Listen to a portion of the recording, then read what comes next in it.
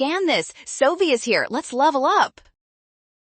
A. An individual's phenotype is determined by the interaction between its inherited genotype and the specific environmental conditions it encounters during its development.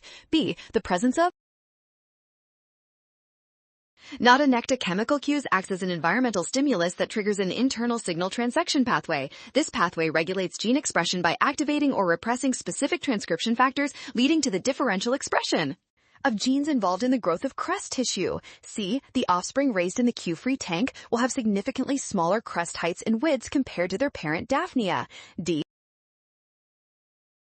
Prediction is based on the concept of phenotypic plasticity. The researchers noted that the increase in crest size is not associated with changes to the Daphnia's genome because the offspring.